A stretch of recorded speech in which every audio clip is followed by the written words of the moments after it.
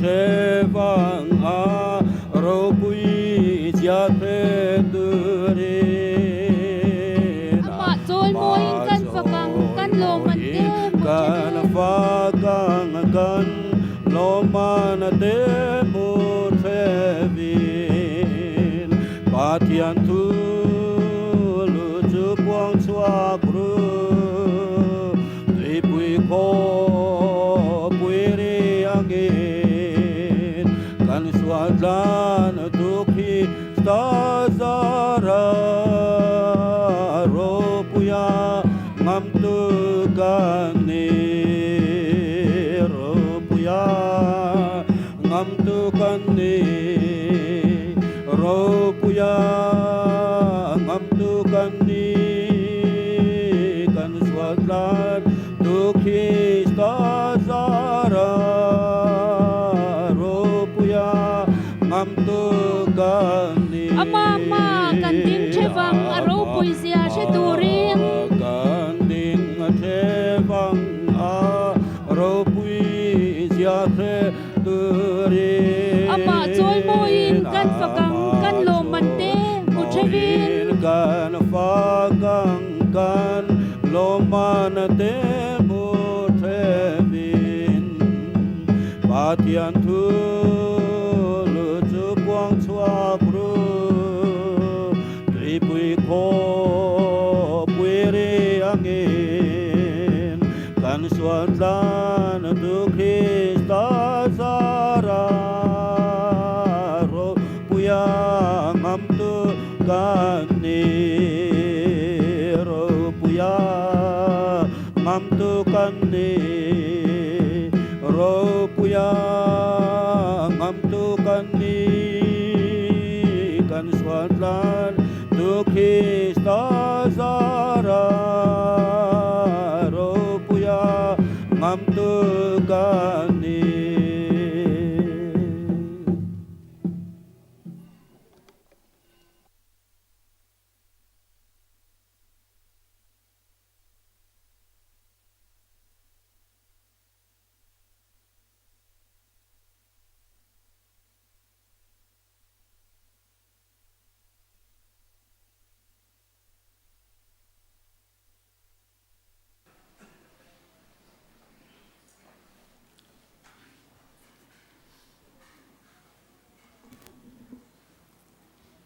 zanin hun lo mom taka pathian betura local khom song te lalpanin zain malsom choro se amen pathian chi baibu kang o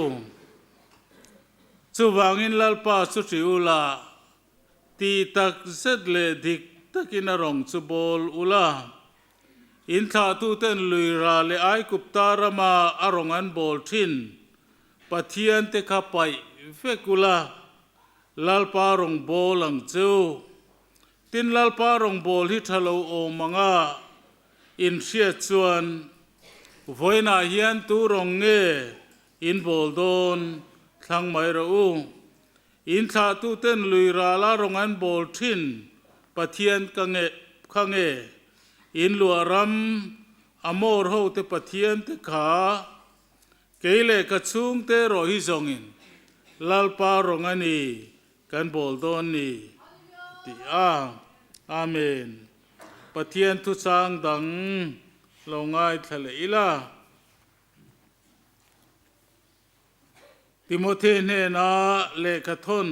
pani na bungli chang bulatangin bungli changa tang hian a toy zok nan nangero chu engkima phim khurla sheom tuarla chanchin thil tu lam na thokla irong bol na kha lenro keizong tu na po hlanin kaum me kanisia ka chua hu na thleng to e inti siang na tha chu ka bei zo to a katlan siang na kong ka len to a rin na chu ka vong reng to ani tuna chuan fel na la lukhum chu katan dai na om to a chu chulal pa ngai to tu fel tak chuan chuminia chuan mi peang กันเฮนะเจ้านิลวินไอ้ลานงายเปียงเตนเฮนะโปลลปนาทูกันซาตานมัลสมรเซอาเมนอิทรงทรายังลลปาจานินหุนโลมมตะกะเฮียนอีคงไอนาฟางินนังอินหุนทราเลหุนโลมมมินเสียมสักเลอานังมาเบตูไรนามินช่วยโคมเลฟางินอินเฮนะลมทูกันสิละเจลลปาจานินาเฮียนเฮมุนาเฮียนนังมาเนนะอินโปลกันตัวคงไอตะกินกันเบียกถิ่นลุงนังอินมินในสักละกันจะฟ้าอินทราวเทียงนิมินมินอมปุยังเจตินลลปาจานินาเฮียนกันโปรแกรมมันตูร์ส่งเตนังอินมินกายช่วยละตินกันจิงรอนเตลเวทเฮโล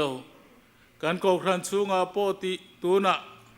ทีนโตกซุงกว่าเตกันอมเมกันนี่ตินซูบากาชวนนักคิรตักเวเตฮาร์สันโตกชิชังกันจิงเตลเวทเฮโลเตโปอันเฮนายอมกันตัวตินซิรนาฟังเลนตูลาฟังเตียมุนดังอาโกชันเมมบาร์เตอมซงส่งเตโปนังอินอมปุยังเจกันใจนิคุตะกันอินลานาลลีสัวมิงอินจุงจุกันดีเลอาเมนโกชันทุปวนง่ายถัง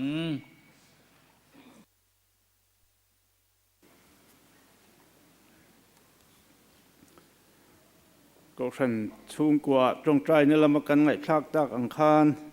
อินคมโดนไม่ขาอินคมโดนจันโดนไม่ขานเชียโตกันหันอมนาอินให้อินคมกันฉันเล็กไม่อะลมตักเซ็ตอันนี้อินคมหุ่นรวดเตง่ายถ่ายละอันปวนตัวที่นังอินจานินฮีกันโปรพาสตอร์เรเวรนอาร์ลันนุนซิระเตกันชาวหุ่นตูร์ข้าเลวนิตาอาฟินจดนุลามะเบียลินข้าจานินอาเฮียโกชันกันหันชาโดนนั่นนี่ไอหุ่นเรโลเตเอโมกันติไลน์เละรงบอลนะรงบอลหูกันลัดทักเละเอ็มไลน์กันโปรพาสตอร์เตเรเวนอาร์เลนนุนซิระเตชาอันเราไงแต่เร่งไม่อันอยู่อมินันไงอมโดนเละไม่จุดที่รัวชวน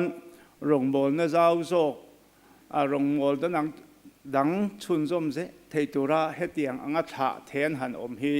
อารมณ์อมมินเสียอันรงบอลเซลนตุระก็ฉันอินดูสักนะกันลานะขอยปอมเซมินรอนเชรังตัวเละเฮลามันโลกัลจวนก็ชนะกลางนี้ตะกันในตูจันรอนจังเซลตูรินกันเบย์เซอันนี้ติข้ากันสวยมาสะดวกนี่กันคอมหุ่นรวดเตไอ้ใช่ละจันกันคอมมินช่วยตัวฮีพาสตอร์เซดีลมาชวนนะเบียลตัวพาสตอร์นี่ฐานะทิลเปคลันนี่อุปอิสราเอลเบียกลวงก็ฉันเทรเจอร์นี่เฟลโลชิพเตก็ฉันเมทิอาเกตริปิเลก็ฉันปาวไลโพลเตปอยน์หลานเบงฮัลโดนนี่ฐานะทุสอยอุปวันเล่นมากนี่ทีนการจานินกันชาเรเรนอาร์ลันนุนซิรันเฮนจังอินทุสอยกันง่ายช่างไซโพลก็ฉันไซโพลนี่ตรงใกล้สักนะอุปสิกาโมยาก็ฉัน Vice Chairman อันนี้จานินคอมบานาเฮียนตุกินSunday School กันปวนตัวข้าม Building Committee เตก็ฉันไม่เชียเกตรีปีเล่ก็ฉันปาวไลโพล Committee เตก็ฉันมาลากนาฮันอินเสียตีร์ตัวเรามาวางอินชุดฟัวลุกตัวนี้ที่ขาดเสร็จเลยละจันวารีนี้ส่งประคัดนี่หลายนี่ฮี Presbyterian ก็ฉันดินจันนี่จานาอินคอมมังอาจันตูปูอาร์ลเบียงโมยาเบียลส่งประคัดนะทุปุยมิโซรัม Presbyterian ก็ฉันเละรัมอินเรลบอลนะเดี๋ยวนี้ทุสิลตูพาสตอร์เจดีลมาชวนนะนี่จันวารีนี้ส่งปลีนรินนิจานตรงใจรัวเละสารมนหุ่นมันนี่จันตูจังวาลโซรัมสังเบียลงานะทุสิลตูปิดลังทอมีนี่ส่งปังอาปะเทียนนี้ปุยจึง Sunday School จันตู PF สั่งทั้งปุยเบียลเรียดนะเนี่ยจนนู่นคอมีเบียลโปรแกรม pastor dang he na in khom anianga chonu le zan hi program tengai tha ila pro pastor zetlal du zuala dang he na in khom hun ruate amun ram hun ko san biak in ahun January ni som panga sang ni som ni pathum pathian ni chonhudar khatle chanve roi tu reverend zedilal machua nabil tu pastor sinod ruat ni a thupuan bial secretary junior lasak ho christian labu number thum som rukna chanchin soile zona chang tu bial secretary senior dang he na reverend zedilal machua na thu soi toy pro pastor zetlal du zuala nianga zai pol ram hun pastor bial zai pol nianga inlom na le tong trai sakna upa h zolia na bial chairman nianga la sakhowa nianga christian labu number zathum somriat pasari na nianga bana malsom tong trai nianga zanin khoma hian suai tu upa h zolia na bial chairman nianga thucha pro pastor thar pro pastor zetlal du zual hena tangin pathian thucha kan ngai thang christian thalai pol hun ruate trai chong hei tong trai amun ko san hol ahun january ni kuwa thotan ni zan dang trai dang ale chanve roi tu pulal chan chua editor harmon dai film daru le chanve in khom roi tu tlangwal bilal mal som assistant leader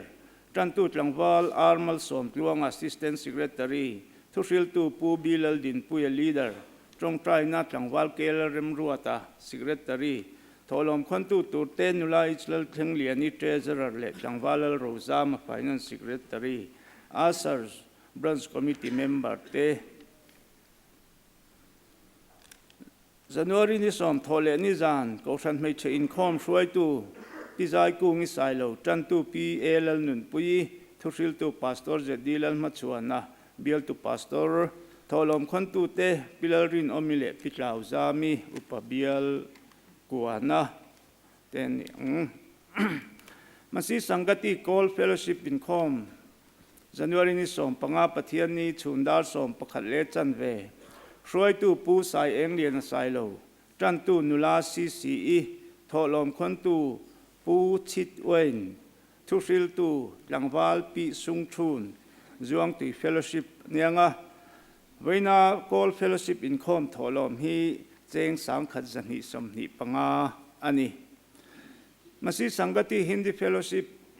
in khom January ni som panga pathian ni chundar som pakhat le chan ve ruai tu puar lal biang ngoya tan tu nula ke silarin chani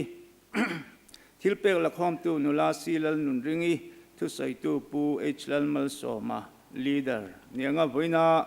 pathian hena hilpek kan la khom hi cheng zali som sari ani puan tur dang January ni som pali sang ni som ni pathum in rin ni hian bial huap no pang Sunday school zirtir to training nei turani a tuta hun ruat tengai thaila amun ram hlun veng chak ko san hall ani a ahun January ni som pali sang ni som ni pathum in rin ni chomadar som resource person upa zo monaral te bial secretary junior MSSU trainer anianga first session hi dar som atan turani a tuta chuan roi tu upa h zolia na bial chairman nianga thupuan bial Sunday school secretary Yang zirtir na le soi ho na in hun mananianga chonhudar som pani le mini somli panga session hi na trananianga roi tu pastor zedilal machuan na bial tu pastor nianga thupuan bial Sunday school secretary zirtir na le soi ho na a hun man le nianga no pang Sunday school zirtir tu training hi kan nei khat ta dewa no pang Sunday school zirtir tu ten hei hi ngai poi mo atir ram tum ni sela lom om hle ang kum sang ni som ni pathum som ni pali chunga ramhlun ko san hei chhuai tu turte chairman P Cross thangi vice chairman Pilal Fakzwali secretary PC January assistant secretary Pilin Damal som chungi treasurer Pilal nun engi finance secretary PC Zai Than Moi committee member te pi arlal rampari pi tlang thomi pi arzo than moi pi si zo pari pilal ming moi pi vanlal ruai pilal chanpui pi arlal nun moi pilal ramzawi pi zai kungi sailo pi bilal thanzari pilal lian pui sailo pidar zo pui pilal noli pingur chuani pi vanlal somi pilal chanmaki pi linda par lomi pizo thanzawi pilal pian hun lomi pilal rem tuangi pi ar vanlal siami pich vanlal engi pilal ram chanite ni a Christian Thalai Paul ram hun bran swai tu te leader tlangwa pu bilal din puya assistant leader tlangwal bilal mal som secretary pu kelal rem ruat assistant secretary tlangwal ar mal som tuanga Treasurer Nula Israel Changliani, Finance Secretary Tlangwal Rozama, Committee Member Te Pulal Biak Tuanga, Pu Michael Zau Tansanga, Nulalal Muan Puiral Te Pu Tang Lian Tuanga, Puich Vanlal Tuama Tlangwal Fakoma, Tlangwal Zaire Moi Tau Chong, Tlangwal Kezo Ming Tanga, Nula Ebzo Sang Liani, Nula Elizabeth Lalruat Diki, Tlangwal Zeri Lalrin Tuanga, Tlangwal Si Lalruat Fela, Tlangwal Ram Heta, Nula H Lalrin Moi, Nula ru laldin tuang iral te tlangwal Joel VL zuata pulal chanchu anula vanlal ruati nula Angelina lal lian zuali tlangwal rosanga tlangwal kelal nun puya tlangwal alban nun tharmoya tlangwal isak lal ruat fela nula Rebecca lal nun diki nula lal rin lui ni a Kausan committee ayo upa ichal nun fela le upa ichal biak tuanga ni a ex officio member bial to pastor le pro pastor ani Kausan Pabalai Paul Swai tu te Chairman Pulal Sang Lura Ral te Vice Chairman Pu P Silal Donglian Secretary Pu VL Lomna Ral te Assistant Secretary Pu H Zau Thang Lura Treasurer Pu Kelal Nunsiama Finance Secretary Pu R Kelal Fakoma Ex Officio Member Pastor Zadilal Machuana Bill to Pastor Le Pro Pastor Kausan Committee ayo te upa zo monaral te le upa H zo liana ni a committee member te pu H ranglom zo la pu ziliana pu bi buat saya pu arlal ngak liana pu lal machuana tlangwal RM la rin zwala pu bi lal ming moya pu H tanzawa pu bi dong zela pu lal lian chama pu thang chuana pu hril lian tluanga pu arlal biang moya pu lal rin liana pu bi lal nun hlua pu kel thang liana pu si zo ding liana pu lal biak chunga pu kelal rin sanga pu hlal fakzuala pu arlal rema pu polin pulam te pu mal soma sailo pu zo ram liana pu lal ramwan pu atlangwal zo ram sanga pu arlal thiang hima pu HB lal nun thanga pu arlal nun sanga pu thang siam liana pu than ranga pu tilal bula pu lal rin puya pu H ram tlan liana pu lal thazwala tlau te ani Kausan committee thu kan hriat om deuh te leila kan Kausana masi sangati call evangelist tangmek pulal nun tluanga chu kumsang hi somni pathumatan roi chunzom le ni a tin pulal choi sanga asona pukap enga chu ramthar veng Kausan call fellowship evangelist satan lakani boka tho hun chung tur hi January ni khatsang ni somni pathumatanga December thum khat sang ni somni pathum thengan ni ang lal nun himi dautaro puzo sang liana bial kuana zirna wanga Kausanin dan chung lu hun tura ruata lut ve man lo chu January ni som pakhat sang ni somni pathum ni lai ni zan in khoma dan chung alom lu ni se ti ani Christmas le kumthar hirlen na Kausan committee na neya sang hi somni pani Christmas le sang hi somni pathum kumthar kan mandan chungchanga Kausan mi puite kan hun puilom na kan tang rual le ni in Kausan committee ne ria alom omti tak zeta Christmas le kumthar committee chunga tepo Kausan committee lom thu seya apum pui khai khomin Kausan hote kan phei khai ruala Christmas le kumthar lo ting tak kan mang ni in kan ria lom kan ti tak zet ni kan pro pastor thartur pastor zetlal du pro pastor zetlal du zuala hi January ni som pani ninga ni alo thleng tur ani a ni he bial standing committee member tele ชุดมุนโกชันคอมมิตี้เริ่มจางเต้นพาสตอร์ควอตระโลดอนสนนิเซติอันนี้ตินจันเรียโปเริ่มจางเต้นกิลปุยงาลนิเซติอันนี้โปรพาสตอร์ทาร์ตูทาร์โลเทนนียบุงรัวเทียร์ปุยตูรินโกชันปาวลายโปลออฟฟิศเบรลเตเบเซอันนี้ตินจันวารีนี่2 ประคันนี่หลายนี่ซิงการะเอโม KTP committee member 10 pro pastor quarter reverend Arlen Nunzira Telwa atangin bungrothiar pheingai te pro pastor quarter thar kan pastor quarter nuaya thiar pheiturani hi KTP committee member te natangin thiar se ti ani KTP ten lo thia selangin athange biak in tharatan cheng nuai som paruk tual chung sumatangin da ni se ti ani tin lungchem biak in sakna tan cheng nuai thum da ni se ti ani boka lungchem biak in sakna tul zui turin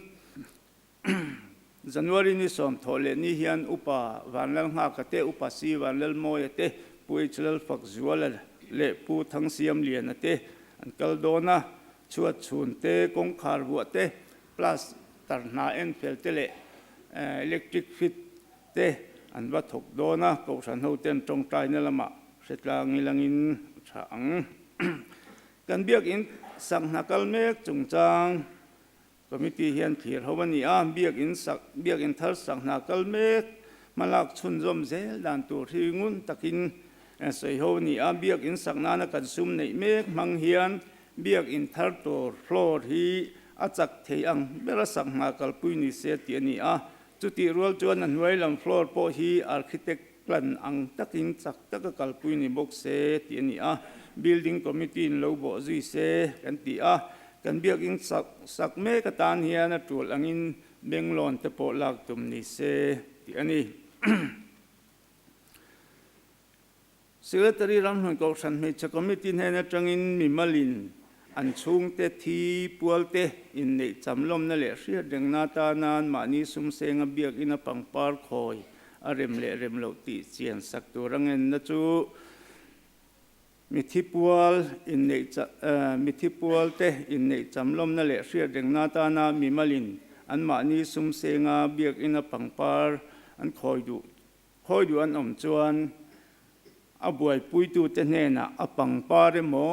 asum fai emo pe in khoi the ni ani a khoi dan tura po warlu tuk lo ni sela pulpit pel lo pulpit ay sang lo ni turani tin ko than hun pui Christmas te kum thar te Good Friday te Easter Sunday le dang te a pangpar khoi na tur hi tual chung sum tanga tum ni se ti ani bokani Music Light and Sound Committee 2 kum sang ni som ni pathum chunga zai pol conductor in heng mi te ruat ani conductor pu thang lian tluang assistant conductor puich wan lal thuama pu Samuel laldin hetaral te tangwal lal rozama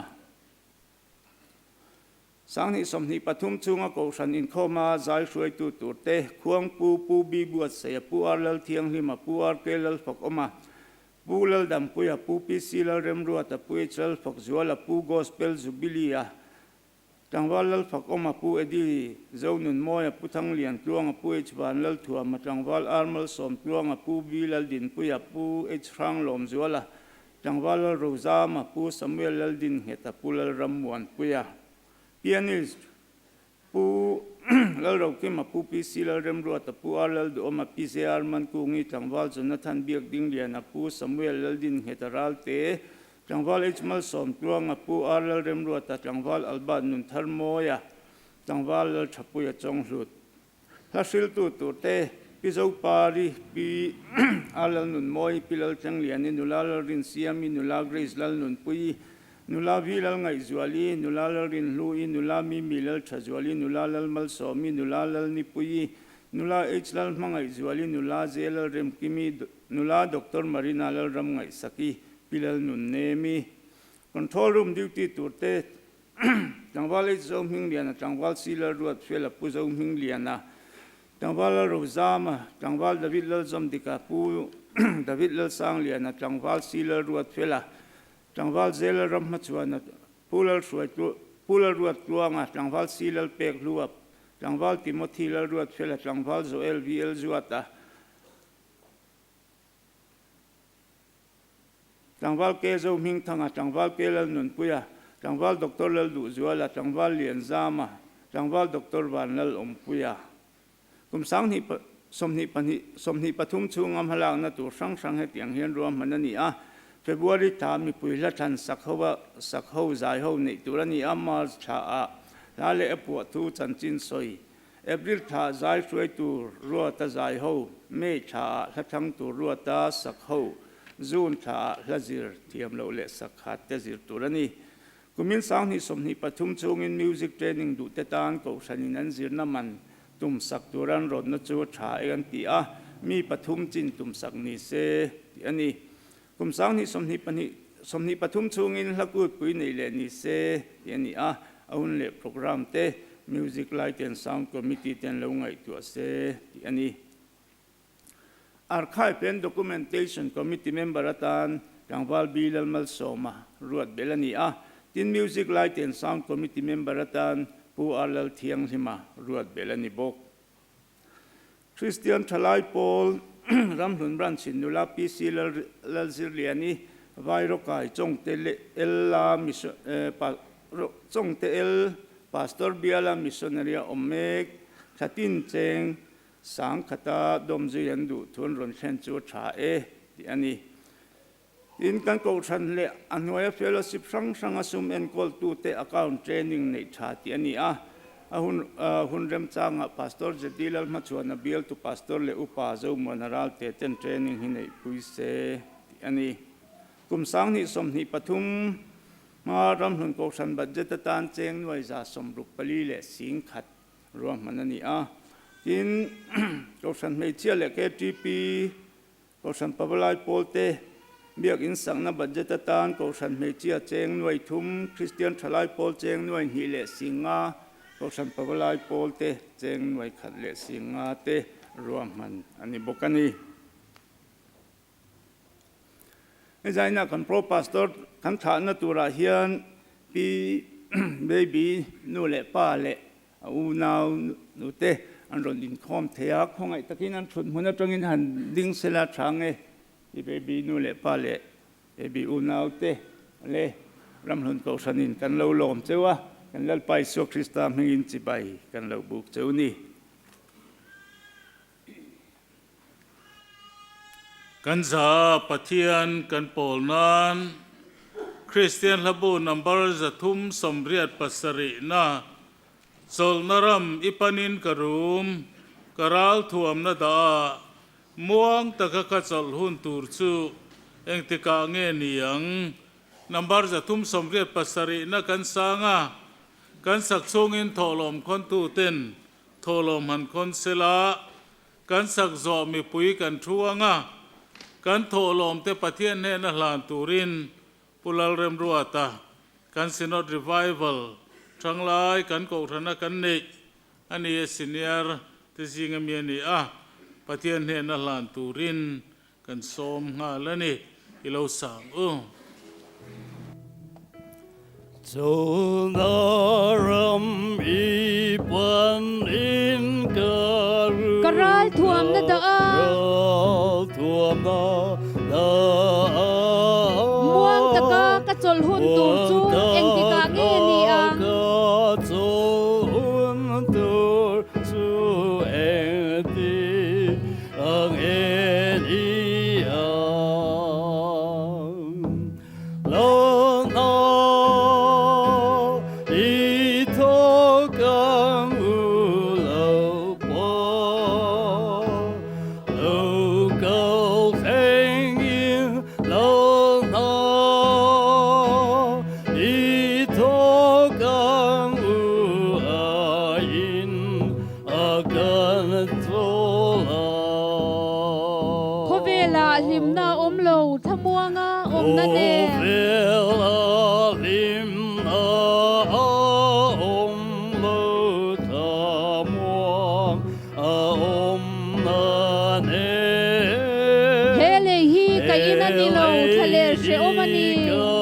in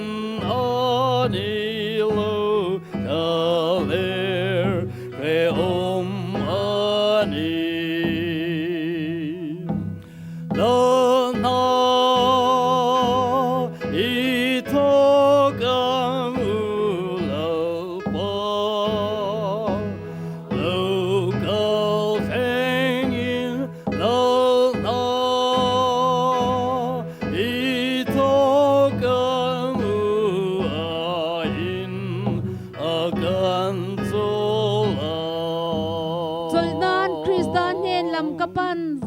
lo van min ti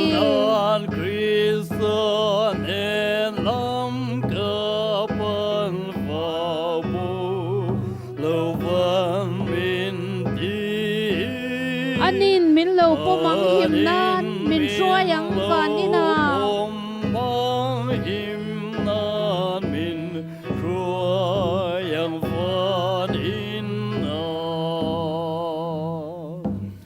lo na i tho kam u lo pa lo cao thanh in lo na i tho kam u a in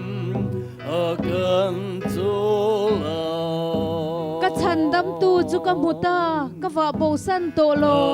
chân tâm tu chu ca mô ta ca pho bồ san tô lô anin min ton puyang thi na ka wa nin ka chenga tôn bùi ang thi na ca pho in ca thênh am lo na i tho ca mu lo pa lo cao thênh in lo na i tho ca mu a in a kan zo la ko vela lim na om lo thamuanga om na nen o vel a lim na om lo tha mua a om na ne hele hi ka ina ni lo thale se om ani ka in ani lo ka re om ani lo na i tho ca mu lo pa lo cao thanh in lo na i tho ca mu a in a kan cho la chol nan kristan nen lam ka pan vak bo lo van min ti An Christian en lam kapan pabu lo van min ti anin min lo po mang him nan min shua yang van ina om mang him nan min ruai ang van ina lo na i tho ca mu lo pa lo cao thanh in lo na i tho ca mu a in a kan cho la ka chan dam tu chu ka muta ka wa bo san to lo chân tâm tu chu ca mô ta ca pho bồ san tô lô anin min ton puyang thi na ka wa nin ka thengang tôn bùi ang thi na ca pho in ca thênh am lo na i tho ca mu la pa lo cao thanh in lo na i tho ca mu a in a kan cho la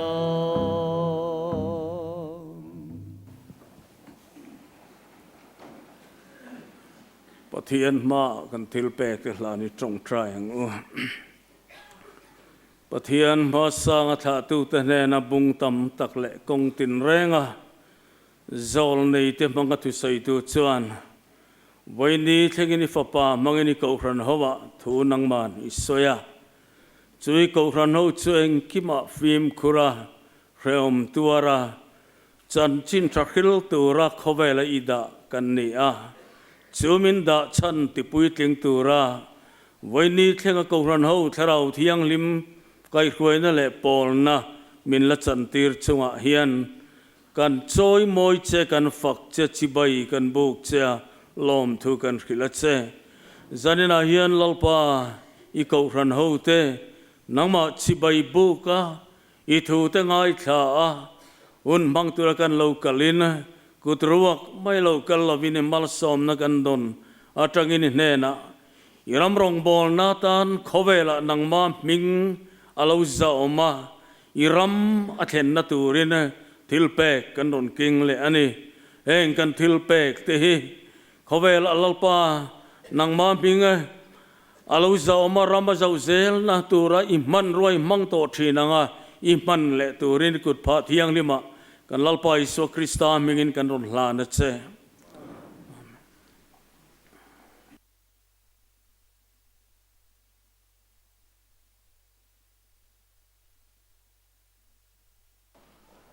tuna chuan Reverend Arlal Nunsira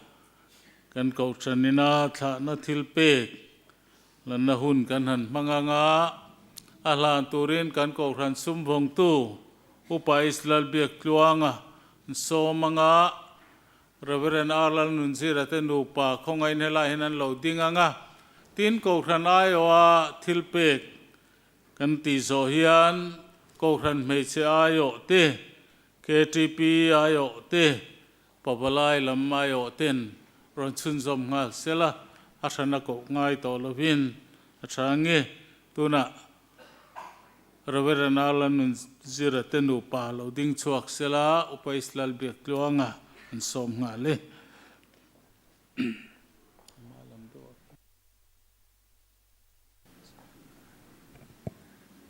kan pro pastor ngai na tom le dom tak Reverend Arlal Nunsira ram nun ko rana rong kan bol hoin lim om kan ten nuam kan tia kan thalel le mai chea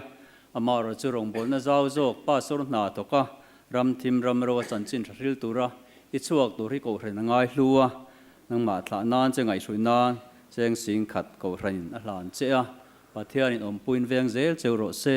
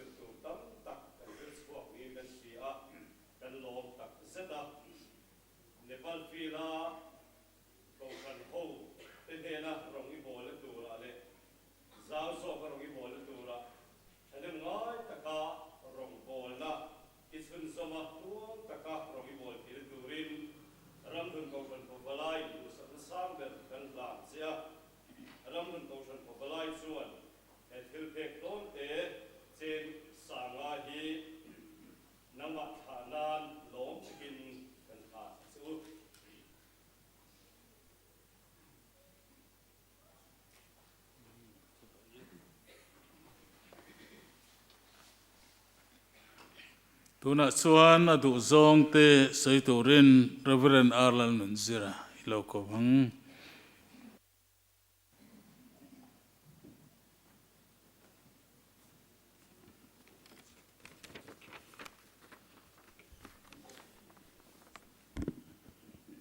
Voin lama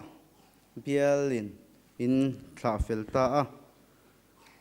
ramlun ko hran ba ka kan bial chunga shim shim tun hi ka hun top na ka hun man top na to tur ania tilai muna thu ka soi na top tur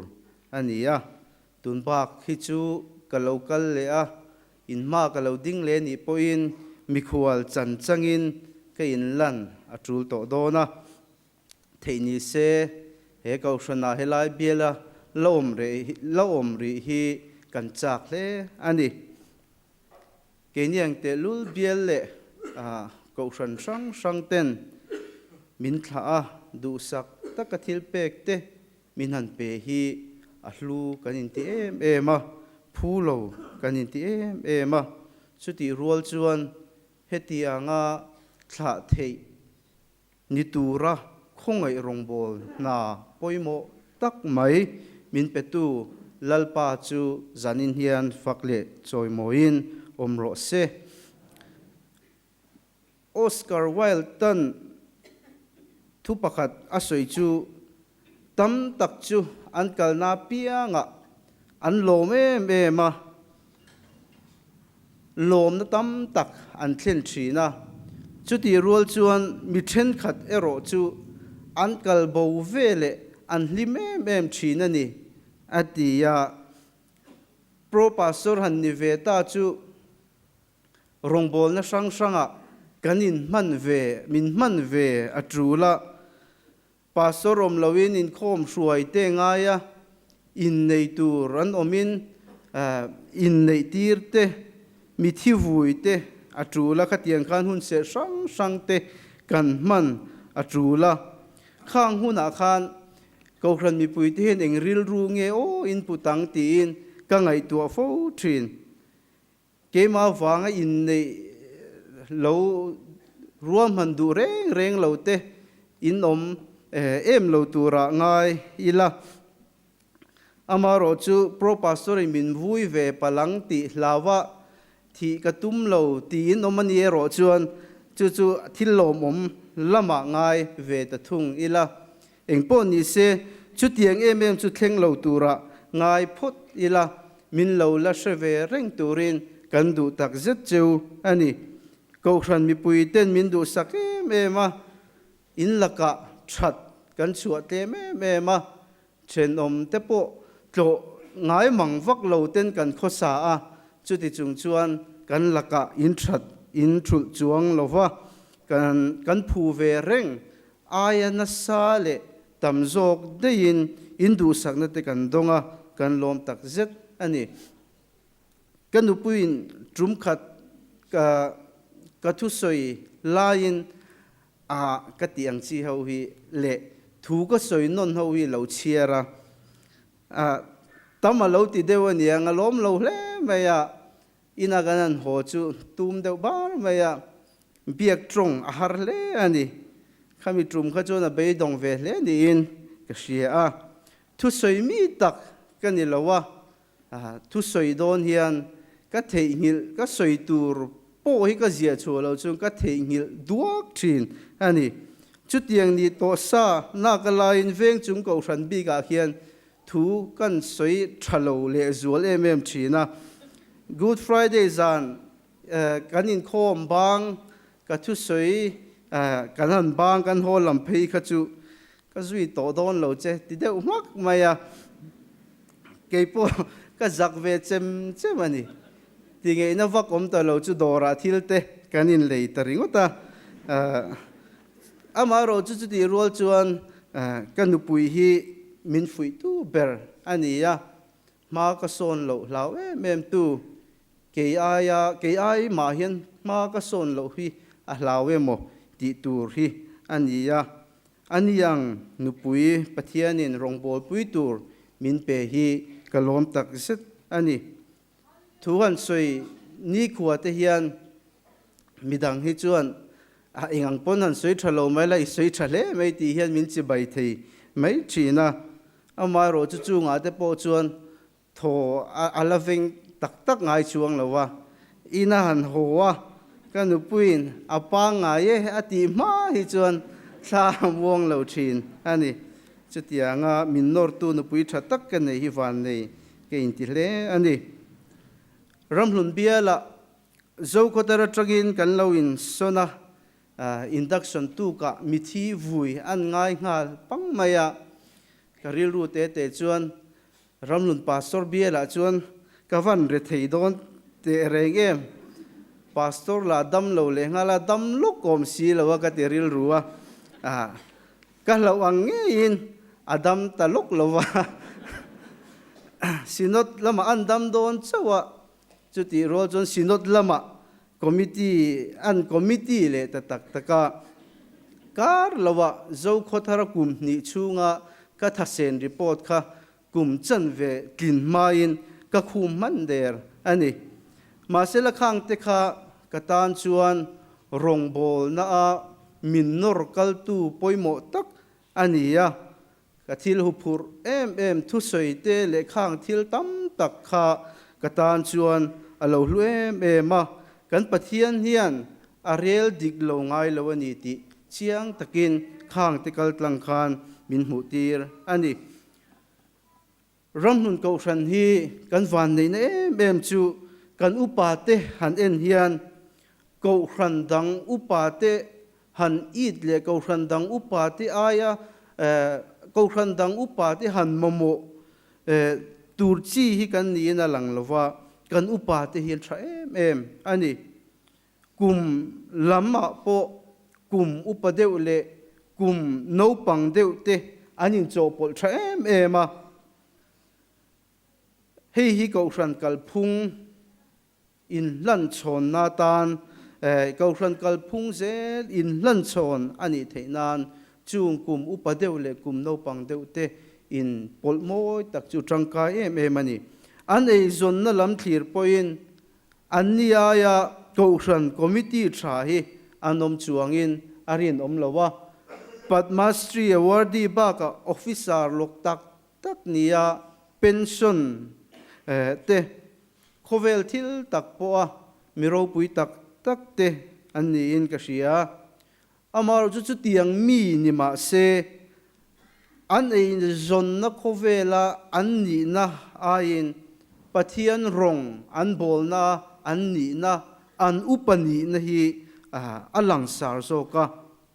rong bol na po na an ni na ro pui takhi ko khan chunga ko khan committee an seng lut ngai reng lo in ngai tlom takin rong an bola an zai dam ziate an thu nuai rol ziate zaina hian in shil non kan ngai kher om love mingbula zo khatar pastor bel kan om lain mingbula pro pastor pro ti alo om mia wa wangin ramlun pastor biela abiel nei tu zo ka chiang em amaro chu kan pastor hi kapu nima sela pu angin a om ho tu deu angin a om ngai lova kalaka ein thlasung em reng thina min tir chang te hian in ti ho tu takin voi khat ma min tir ngai lo kalaka hian a tha em rong kan bol ho na hian alaka vuina tur eng ma kanei lo ani anun trong kam mangin min kai suai ngai lova amar chu anun mangian na sat takin min kai suaya anunin thu tam tak ke ma soya chu tiang mi pastor thlasar hnuaya ko om chu kalom em ani tuna chuan pro pastor ni to lovin pastor reverend ti te in min lo ko veta a pastor kan lo ni veta a bial chunga pastor pani han om chu a chep te lekin ka sia a chu wang chuan bial ba ka ko khranin min tha ta boka kan ramlun pastor bial kan chua san alo trul ve don ta a thole ni som hian kan omna mun tur ka karvita pastor bial panin zing daria ta tang ri le chan ve in karvela tuna kan omna kan in lua na tang hian chuakin kan in pui chan maria tuk chuan ein kanu le paten min thla do na wangin kanu le paten ne na intiam rualin kan omna mun tur kan pan to don ani tum manga om chuan zan khat kolkata riakin atuk ni som pakata hian kan omna tur bial kan thlen thei kan in ringa khutilama chuan ni som panga induction service khati ni ma sela pathian ni om velo wangin in rin ni ya kan in khom atul dona in rin ni ya induction service kan ti thung don ani in mi trong trai puina kan ma mo don man trong trai na min lo sheve reng turin an som chu ani pathian thu chang khat likhan tarlan kan du chu isaya bung somli chang som thum pakhat thu hi ania he thu hi thular tak kan sia than fo ani ba ka ring tu te min thuama chakna min pe fo tu thu ani in ka sia ramlun pastor bial kan lo om hian he thu hi atakin kanuna alo thlengin ka sia eng ma ni lo ma ila lalpa ka nga ka chu chuan ka chan phak lo thil tam takte ka hu phur em thu soi te le thil tam tak min chan tirin min soi tira chung ka hu phur em te chu len ve mai lawin nuam ti takin ka om thei pha thu te po ka soi ve thei ani he bel atang hian lalpa ngak tur hian ama kan rin na kan nga atula ama kan rin na kan nga lalpa kan nga tlat chuan kan pathian hian kan lo zong te kan se ngoi te chunga leng thei tu rian min pui thei ani ti he chang atang hian ka se alang chiang em ani he chang hi kematan chawa ti ani lova ko ran ho te tan po hian he chang isai bung somni chang som thum pakati apoi mo ema ring tu kan nia chak lo chang te luk seom nga chang te kan nei fo thin chu nga chak na min pe thara mu pui anga kan that lai nun te min sia kan nun te min siam thar sak thin tu kan pathian thu hi pui mo mani isai bung som ni chang som thum pakhat kan sia range lalpa ngak tu te ro chuan an chak na chuan siam tha le anga mu pui te angin thla in an thlok chawanga ha lovin an tla nanga chaw lovin ke in an kalang thu kan ngai thlak te lalpan kan tan mal som ro se amen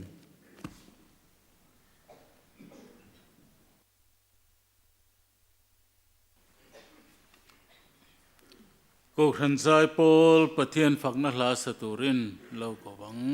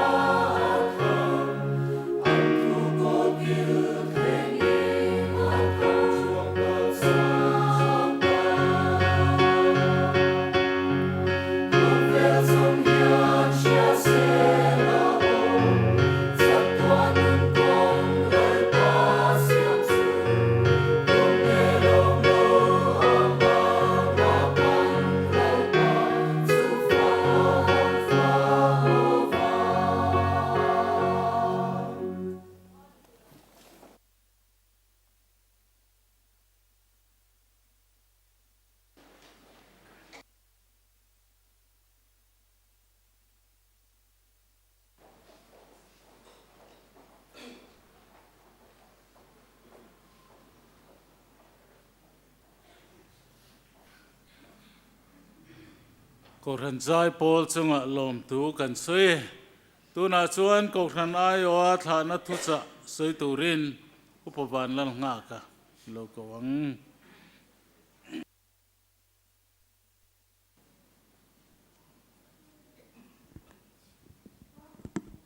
When son no bill a program kan man atang to khan kan la han tlan ho kan han sak ho chin te kha mission ri tha tur kan ang viavin ka sia zanin a pohen ani mai bokin kan ria pastor niturin kan thla ka kar vita mo ka kakar vita pastor turin kan thla chuti rual chon mission field ani wangin missionary pastor ani don bokin kan ria chuwang chuan chimi lam hoi ruak chun thana to hi an kan buat saya tin a soyang de lek kan thu soi thiam lo chi kan ni wangin ka soi chon reidon lu tukin ka ria ka zia ka karon share suak puat menga chu kan ko sanina pastor Reverend Arlal Nanzira le athian nu PBB vil mangai sai lo te kan thana ani don ne pathian thulonga tlangu pathian thular tak Joshua bung khat chang kuwa a hian thu ka pe je ni lom ni chak tak le huai takin omro lau su la zam hek su lalpai pathian chu ikalna piangan inen a omzel don inen a omzel don alom ti ni se lalpan thu kan zatan mal som ro se amen ti hian kan chiar chuak ange Reverend Arlal Nanzira kan pro pastor le pi baby vil mangai sai lo te Reverend Arlal Nanzira ino pante tatangin lalpan arong bol tura ko na che fia takini donga pastor chung của Christian chung của xây liền inia chú cố nó chơi độ ipoma chú mi tan chân hun rei tak in buat sai ti kan ria tu na pathian le ko san tan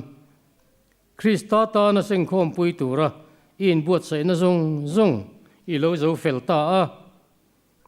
hei kan lom pui em che pathian mal som na arong bol tura asir san na chele abuat sai na che ni ti kan ria rong bol pui tur mi fel tak le dom tak pi viel mangai sai lo lalpan pe che hei poi kan lom pui bok che ni pathian rong bol tura in buat sai na hun nunua ke ni ram hun ko san nen rong bol ho the kan oma wangin kan lom ma kum kal ta chunga kan jinga i rong bol na te kan nun ho na te lu kan tia kan lungoi em bok the ni se rong han bol ho zel kan chak le a ma selal pan na ko na che chu beram puna ada namun ngeya thok tura ko ranin khom puin atir na chehi kan ngai lua kan lom pui bok choni ka karvita nepal rama puthatin lian sungte anti thin te khan mar thim pui an lo ti thin vela rongin bol do na ko ran ten kan lo tong trai pui thinang cheu in pe tok chin le in phak tok china ni lovin pathianin ako na cheu chana rong in bol kan be sia chumi rong bol tur chuan chak tak le huai takin om photang cheu anuam le amuang le ya rong bol hi chumi tam takin kan ti ve thei mai thin ma se mun khor te ral tri le tur ngai na huna te ti trau angai na huna azung rong bol hi har thina chumi lampana pen chu po har tal ti kan ring chuta tak chuan chan chin tha le tharau thiang limin ati chakzel cheu kan ring tlata lalpa wangen thorim na le in re thei pui na chin zela Krista ne na lomman lallukhum chu in chang zual zelang ti kan ring ani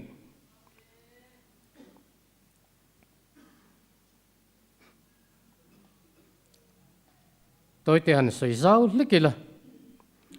Nepal ram chau ni lovin India ram pum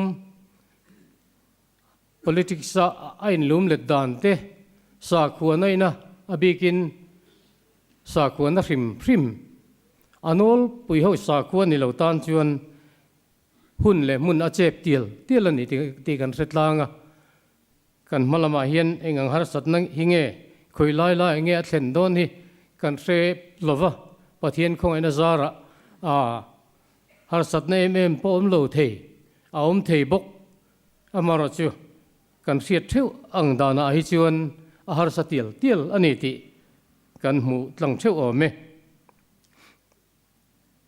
line har sat na tok lo rong bol tu mo ti angin har sat na tenin kong adal chang om theyang ma se chu chuan ati zam mai cheu kan ring lova tran pui tu le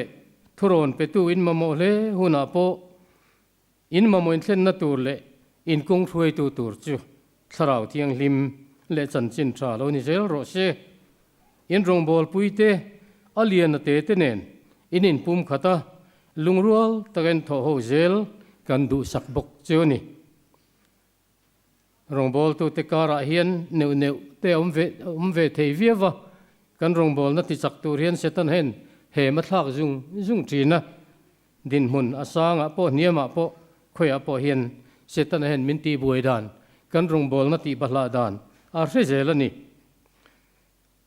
chuwangin pathian tharau thiang lim thruai na nen in rong bol pui te ne na au hova chu rong bol na chu lungrual taka in tho ho zel hi kan lo tong trai sak dan tur chu nia ngai ula kan du zoraman lo hon ni khuate he ko ran hin ta ni ti sereng turin kan be sei chuwa lo mu chin chu te in chan chin lo riat fo te kan be sei don ni ti kha thengil lo la thange Himalaya tlang dung vel khowota Nepali changkang ho jinga cheng thin niom takin in fai sa in thiang lim sa rim maya in kalna tur hi kan nu phechen anin me don mangeo tia inin me don lein kan ria kan ngai tu le ta sang kha zakwa somriat pakwa som ko vela sam jero Christo pir lai ti kan sak thin lai te ka mithlain kan lo mu ve a in ju sak ve te po kan ring dewa la lui to dewa sa to lo mai theye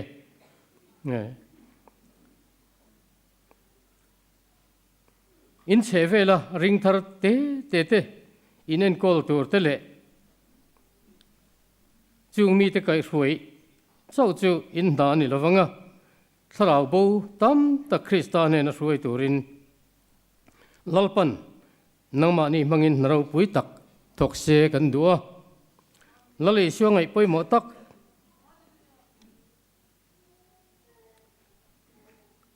e tharau chan dam da chan chin cha rel turin lalpa mingalom ta kal chuak turin ramhlun ko san ten kan thla cheu lalpan kan zawai tan mal som se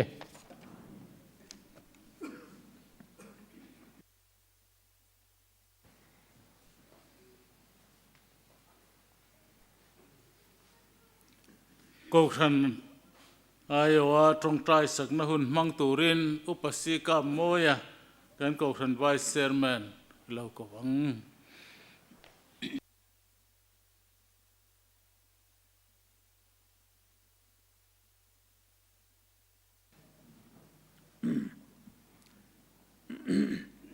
Pathian này trong trai ngô olalpa sunung berakan pa pathian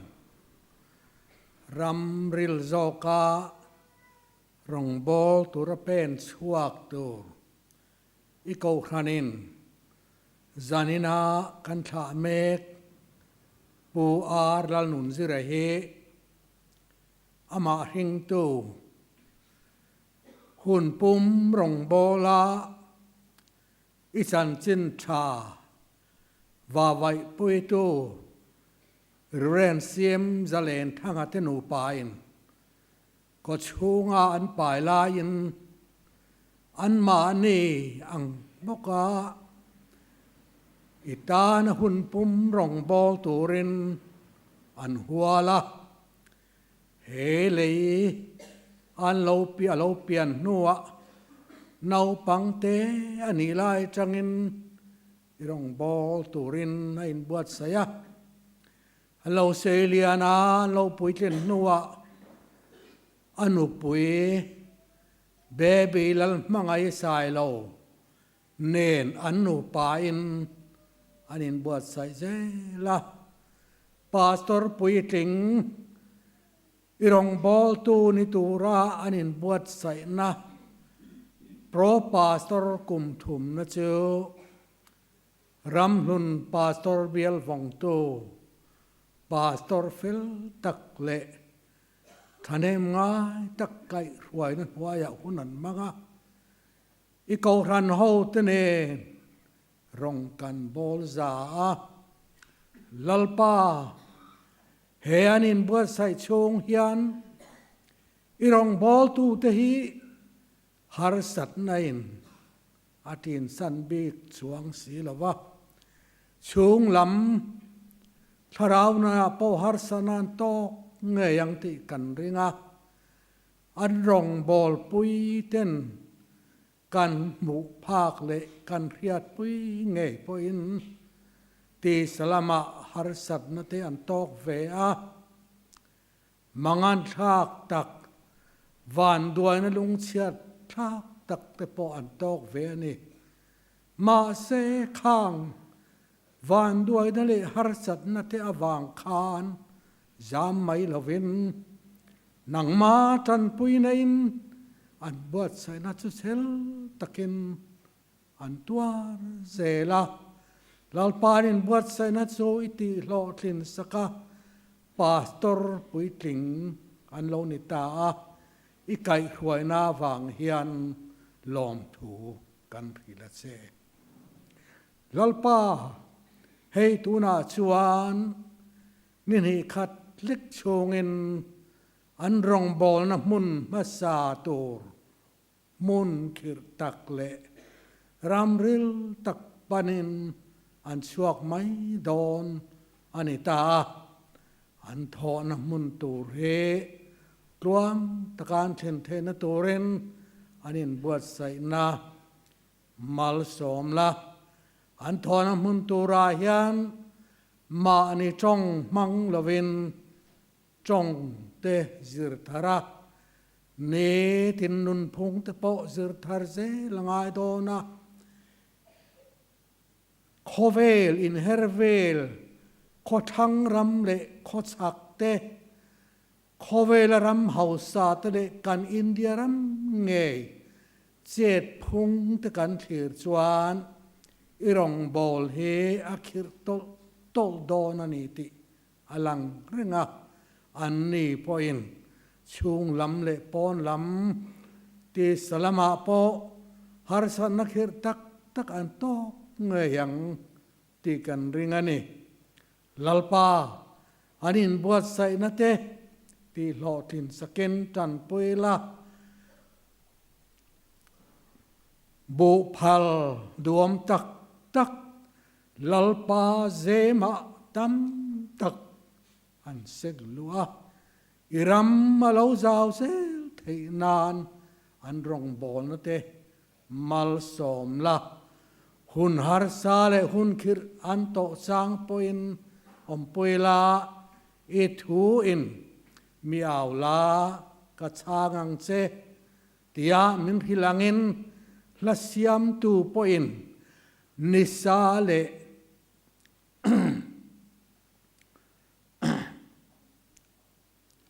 rua sura te lalpa iveng tu ania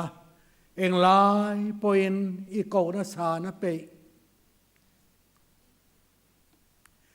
midang thei lo mal som a pe ang che tia a lo cham chua ang khan an mang ana an ko huna piang chen i mal som na in cha la ka dua i khoi na kan ron dil sake holal pa chung lung berakan pa pathian annuna nang chu cheng tlat la an taksa hual him la he khovel annuna hian nang ma thira annunan mana lalpa fanau duom tak te neya an ma ni nu le pain rong bol tu an lo cher chuak to ang mokin nang ma tri tu irong bol to chung ko za om tak an din thei nan an ma ni le an rong bol na te hi mal som zel kan dua heng hi kan lalpa Isu Krista mingin kan di la che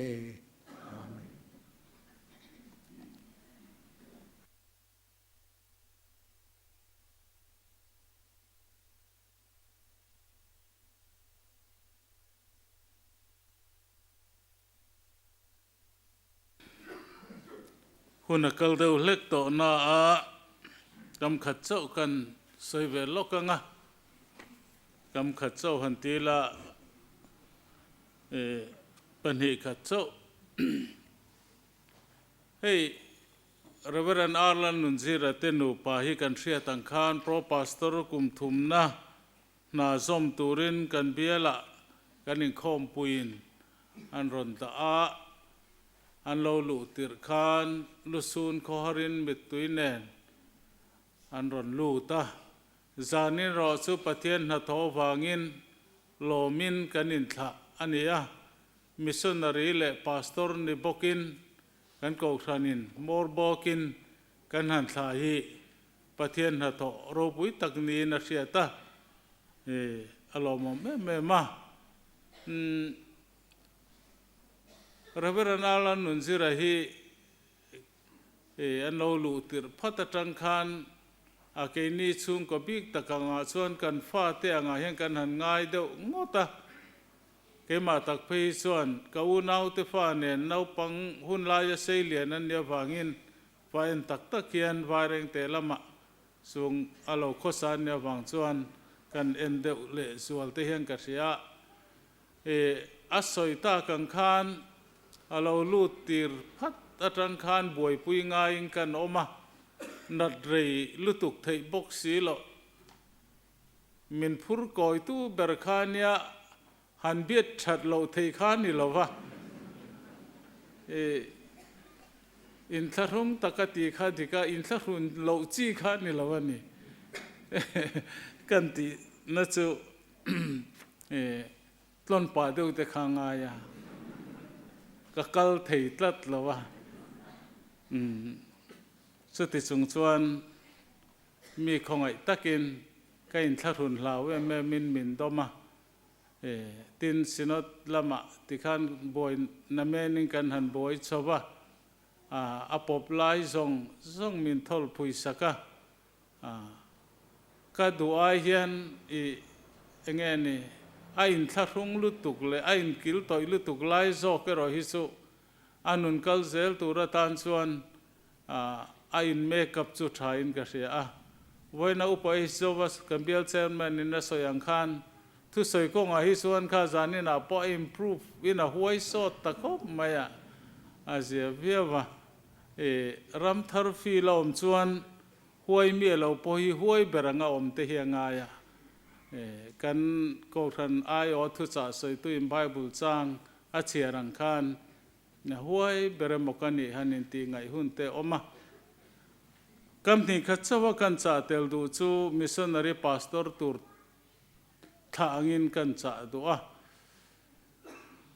aram mi te mangai hi athaber mai kan tho na mun mi te mangai mizoram chung bial von na po ni se kan bial te mangai hi athaber mai chu kan cha du anom na mun piang ram po ne moram chunga emo a million le mi te thei mi lawa mangai hi athaber maya tin adang le chuan tukina Nepali Holy Bible ka hlan lai khan ka soyang ka te ka soi thei ngila trong hi thiam nge turani ke su trong hi ka huai khopa ka cho pol vek maya kai peng hoin ka pu chu kan trong hi ti du da man tia chu tiang do chuan trong hi kan mother tangani lo chuan ngam hle turani maya Bengali ho po ka zom tir do khan baga Bengali ka mangsia silchar Bengali ho chuan ka pu chu I soi hriat teu hle man tia teng do khan hriat chian wak lo pon man turania chu ti rol chuan trong tha hi thiam nge tur Bible trong hi he baby po baby he chak zok zama in ka ringa trong hi in communicate na tha hle maya chu poimo le in ka sia tin ko thana yo thu cha soi tu na so yang khan kan tho pui te tu ma thlia sang lova ang khata ena thok ho thiam tur te le kan sinot tina ming kai hruai na zom tlat chunga chan chen thahil na da poimo ber lai hi poimo khop mai te ka kan soi du tin hay thalai ho singa poko soi fo tun din mun he tok mai lo ke su zir na ngai na hi kan ni de boka kan cha duwa ka thei hil ka lawa tun din mun aya zau zo ka rong bol tura in zir zel tur le heng ram thar fil te po hi man ro tangka ya manga sang zo ka lakal zel turin kan sinot roi tu mi chuanom la ni turin zani na hian tha pa in kan cha ani ti kha kan soi tang tel du ani vai rama chuan hausa om de wa om te hi ngai ni tukina po ka soya bag te po hi khai la nal do le ki a chunga em phak ma om lo ma se khai ve rim tu tia meeting na reng atlan ma sa ber chu chat tu vai ho zinga chuan ka in tharung do mi min mai ka veng ti te chu in ti re thei na mai ania a thut na tha kha pan de uphot turania helai chu sar midang thut na turan ti chuan ani mo ti mai tur khania Republic Day te hian chief guest a trantum de room turania ka ti thina kei voi ni voi thum ka tang to a mi ai ringot po hi voi ni vel ka o to flag hosting hian ti vel chunia a tom na berakan soi du chu aram mi te mu sit mi alo turania an ang anga in herrem ve turani e kan nu he mi hau pho na chu iten chelo lu tuk te te thing tu luanga ek te ka thiam lu tuk renga nga thu bai ringot te hi tui da wing ka e the ya an ka sa chum ringot te po hi min lo lui china chan ka in manes thei via wane ka in phak ve na nia su ram thar fi la chu na ngai ve de utlata na pan ni tlor chung po cho an lom po e thei tho ka kan nia all round ve de le ka ngai ya thil za thang ni lo tu ra ngai la baby na tia zira chu sa zu lau lu tu ka tia sa zu lau tu ra ni kan soi đâu đó nè chú cái lòm đấy mềm chú hậu tu te hàn tí là pastor te ponia ama en kol tu chan kan han sanga mason tum na ne ya timba ka thua oi mềm mày lai hero pui hi ka tia tin ama hian pastor nun upanga kan soyang do kan pastor nun moi takat luk lo omin ka ria ke chu pate thin chia kania kapu tu chui thina che mai min te thina helaya chuan min fak lo ka lawa ka ti intine mai nia suwangin anuna hian zirtur tam tak omin ka ria tin baby hi vairama po thona a po in soi ko pop theyania achin sian mi lo point hai war theyania angai tu om vak lawang ti kharingila chuwangin missionary pastor chuan om tak ni turin an tha ani zanina kan tholom la khom kha cheng sing khat sang sari som sari pangani a rathei pual kha sangthum za ani a awa in cheng sing ni za som sari panga ani fellowship hote le building committee member tikha kan ban nu thut fual lok tu ne rei lawanga tin chu mi nu apo song ko than committee te la thut fual le turani chu setlang ta ila thangi kanza pathian kan choi moinan Christian labu number zali somko pangana zali somko pangana Isua mangai na le thatna le za ngai nai fakang van ramin eng le mal som na kanta na han buat sayang kan than chan tak pakhat chu chang thum na rinom le fel takaomin ni tin rong i bol tlatang arau puina chang ve turin dam chung hian i be che lang hela hi khuang ni mangin kan sanga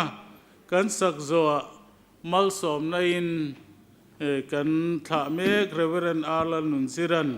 min tin sela thange khuang ni mangin lo sang Isua mangai na le thana le sangai na ifaka van ram mineng le mal som na kanta na han buat saya mal som na kanta na han buat saya van ram ka hello na chua